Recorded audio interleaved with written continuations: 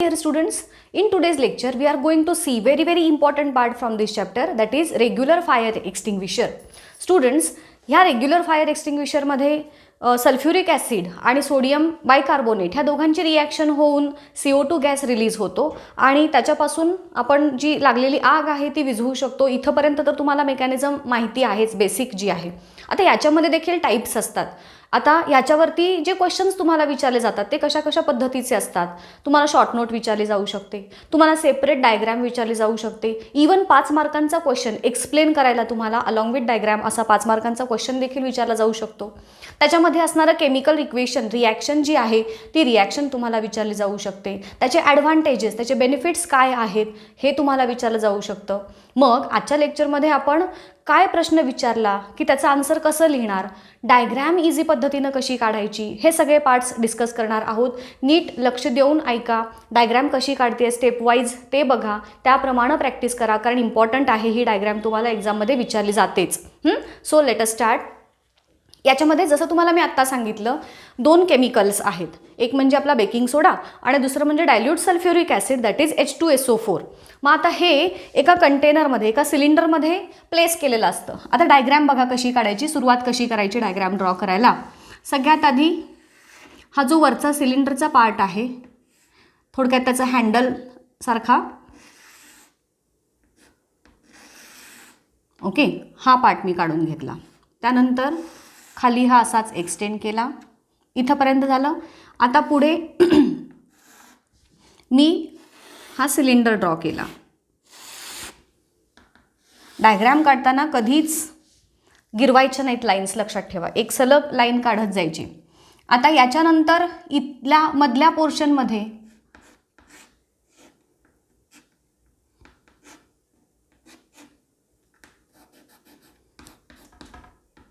इथे हा नॉब दाखवलाय आपण, ओके, आणि या पोर्शनमध्ये आपण ठेवली आहे सल्फ्युरिक ॲसिड असणारी छोटीशी व्हायल. व्हायल म्हणजे छोटी काचेची बॉटल अशी. इथे ही बॉटल आहे. झाली डायग्राम. ओके, एवढी डायग्राम आहे. इथे खाली हा तुमचा बेकिंग सोडा आहे. आता बाहेरच्या बाजूला त्याचं जे पाईप किंवा हँडल जे दाखवलेलं आहे तो आहे. इथे नाव द्यायचं, दिस इज नॉब. त्यानंतर हे वायल आहे की ज्याच्यामध्ये H2SO4 आहे, दॅट इज सल्फ्युरिक ॲसिड. आता आणि हा आपला सिलेंडर, ओके. याच्यामध्ये खाली बेकिंग सोडा आहे.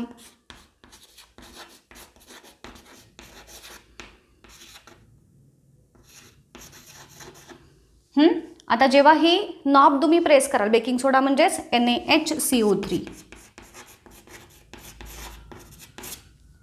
जेव्हा तुम्ही ही नॉब प्रेस करता इथे वरती, ही जी नॉब प्रेस केल्यानंतर ही ग्लास वायल आहे ज्याच्यामध्ये H2SO4 आहे. आता ही नॉब प्रेस केल्यानंतर काय होणार, ही वायल ब्रेक होणार आणि हे H2SO4 आणि बेकिंग सोडा ह्या दोघांच्यामध्ये केमिकल रिॲक्शन होणार आणि मग त्याच्यामधून आपल्याला, आता एक ह्यातला ॲसिड आहे, हा बेकिंग सोडा म्हणजे बेसिक आहे. सो ह्या ॲसिड आणि बेस ह्या दोघांच्यामध्ये रिॲक्शन झाली की काय तयार होतं, ती कसली रिॲक्शन असते, इट इज न्यूट्रलायझेशन रिॲक्शन. मग इथे देखील न्यूट्रलायझेशन रिॲक्शन होते बिटवीन H2SO4. रिॲक्शन कशी मी तयार करते बघा, हा ॲसिड आहे, त्यानंतर NaHCO3 हा बेस आहे. ॲसिड आणि बेस यांच्यामध्ये रिॲक्शन होते, न्यूट्रलायझेशन होतं. याच्यामध्ये Na2SO4 हा सॉल्ट तयार होईल, दॅट इज सोडियम सल्फेट, आणि CO2 आणि वॉटर. इथे CO2 गॅस आहे, मी अपहेडेड ॲरो दाखवला. आता हे करून झाल्यानंतर मग पुढच्या स्टेपला आपण काय करतो तर रिॲक्शन बॅलन्स करतो.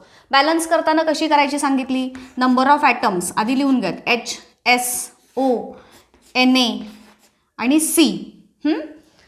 H आहे, S आहे, ऑक्सिजन आहे, सोडियम आहे आणि कार्बन आहे. ठीक आहे. आता हे ॲटम्स रिॲक्टंट साईड्स आणि प्रॉडक्ट साईडला किती आहेत हे चेक करूयात. हायड्रोजन इथे मला 3 दिसत आहेत, इथे 2, इथे 1, इथे 2 हायड्रोजन आहेत.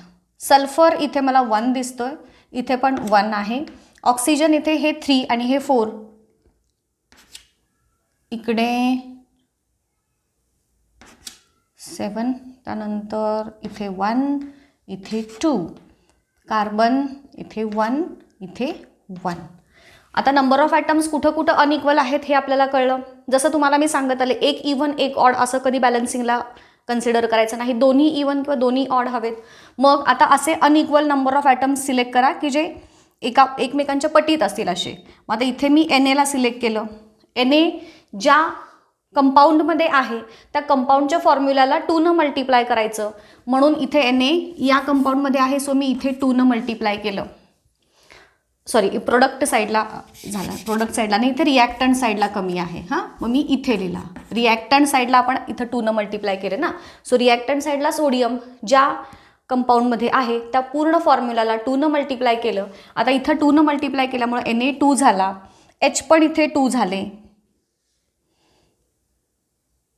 ह्या साईडला म्हणजे हे 2 आणि हे 2 म्हणजे टोटल 4 झाले हायड्रोजन. इथे H हे 2 आणि हे 2. त्यानंतर कार्बन इथे 2 झाले आणि ऑक्सिजन जो आहे तो इथे 10 झाले. आता परत पुढचा ॲटम बॅलन्स करायला घ्यावा लागेल. मी घेईन हायड्रोजन. प्रोडक्ट साईडला हायड्रोजनचं ज्याच्यामध्ये आहे त्याला मी 2 मल्टिप्लाय करेन, म्हणजेच इथे 2H2O होईल. 2H2O झाल्यामुळे ऑक्सिजन आता किती होईल बघा, हे 2, 2, 4, 8 होतील. बरोबर. त्यानंतर आता राहिला कार्बन. कार्बन परत इथे प्रोडक्ट साईडला 1 आहे, मी ह्याला 2 मल्टिप्लाय करेन. सो इथे ज्याच्यात CO2 आहे त्याला मी पूर्ण मल्टिप्लाय केलं 2. सो आता इथं काय झालं, कार्बन 2 झाला, पण आता ऑक्सिजन किती झाले इथे प्लस अजून 2 म्हणजेच 10 झाले. आता सगळे नंबर ऑफ ॲटम्स इक्वल झाले, आपली रिॲक्शन बॅलन्स झाली. या पद्धतीनं बॅलन्स करायचा. हे प्रॅक्टिसनं तुम्हाला येत जाईल. असं मांडून घ्यायचं, जेवढे नंबर ऑफ ॲटम्स आधी घ्यायचे, रिॲक्टंट साईडला किती आहेत, प्रोडक्ट साईडला किती आहेत ते बघायचं, लिहायचं, आणि जिथे अनइक्वल आहेत त्या जो फॉर्म्युला आहे आपलं कंपाऊंडचा फॉर्म्युला, त्या पूर्ण फॉर्म्युलाला त्या नंबरनं मल्टिप्लाय करायचं, फॉर्म्युला चेंज करायचा नसतो. हे झालं त्याची डायग्रॅम, त्याच्यामध्ये होणारी केमिकल रिॲक्शन. आता ह्याचे बेनिफिट्स काय काय आहेत, जसं की आता ह्याच्यामध्ये जो CO2 गॅस रिलीज होणार आहे, हा CO2 गॅसच्या प्रॉपर्टी जेव्हा आपण शिकलो त्याच्यात आपण काय बघितलं होतं की this gas neither burns nor supports burning. त्यामुळे हा CO2 गॅस हा फायर एक्सटिंग्विशरमध्ये आपण यूज करतो. ह्यापासून म्हणजे एखादी आग जर इलेक्ट्रिसिटीमुळे लागली असेल, इलेक्ट्रिसिटीमुळे लागलेली आग किंवा जे शॉर्ट सर्किटिंग म्हणतो, तर त्या प्रकारच्या आगीमध्ये आपण पाणी यूज करू शकत नाही, कारण वॉटर हे गुड कंडक्टर आहे. त्यामुळं अशा प्रकारच्या आगी जिथे आपण वॉटर यूज करू शकत नाही त्या ठिकाणी हा फायर एक्सटिंग्विशर जो CO2 बेस्ड आहे तो आपण यूज करू शकतो. हा त्याचा ॲडव्हान्टेज झाला. इझिली आपण कॅरी करू शकतो, हँडल करू शकतो. आता हा CO2 बेस्ड फायर एक्सटिंग्विशर झाला. नंतर ह्याच्यामध्ये ॲडव्हान्स्ड मॉडिफाईड व्हर्जन काय आलं, तर त्याच्यामध्ये डायरेक्टली आता हे जे सिलेंडर असतात, जसं आपण किचनमध्ये गॅस यूज करतो ना, तो लिक्विफाईड पेट्रोलियम गॅस असतो. कॉम्प्रेस केल्यामुळं त्या गॅसचं कन्व्हर्जन लिक्विडमध्ये होतं, आणि मग जेव्हा तुम्ही गॅसचं बटन ऑन करता तेव्हा त्या परत लिक्विडचं कन्व्हर्जन गॅसमध्ये होतं, कारण प्रेशर कमी होतं.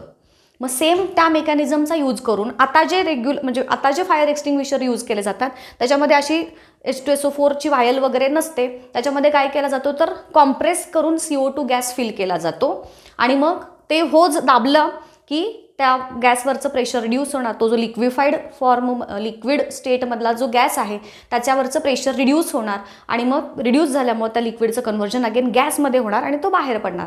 जस्ट आपले स्प्रे कसे असतात, परफ्यूमचे स्प्रे असतील किंवा किचनमधला गॅस असतील, त्या सगळ्यांच्यामध्ये गॅस हा कॉम्प्रेस केल्यामुळे लिक्विड स्टेटमध्ये असतो. आणि प्रेशर जसं रिलीज होईल तसं तसं त्याचं परत कन्व्हर्जन गॅसमध्ये होत जातं. ह्या सेम प्रिन्सिपलचा वापर आता ह्याच्या पुढची जी मॉडिफाईड व्हर्जन आहे त्याच्यामध्ये केला जातो. आपल्याला ही डायग्रॅम आहे, ही डायग्रॅम कशी काढायची ही टेक्निक कळाली का बघा. त्याचे बेनिफिट्स, त्याचे ॲडव्हान्टेजेस काय आहेत, काय मेकॅनिझम आहे हे कळालं का बघा. ही रिॲक्शन लिहून कशी लक्षात ठेवायची, बॅलन्स कशी करायची, हा सगळा पार्ट व्यवस्थित कळाला का बघा. एक्झामसाठी हा पार्ट खूप महत्त्वाचा आहे. ओके, सो हा पार्ट झाला इथेच थांबूयात आपण. नेक्स्ट लेक्चरमध्ये ह्याच्या पुढचा पार्ट बघूया.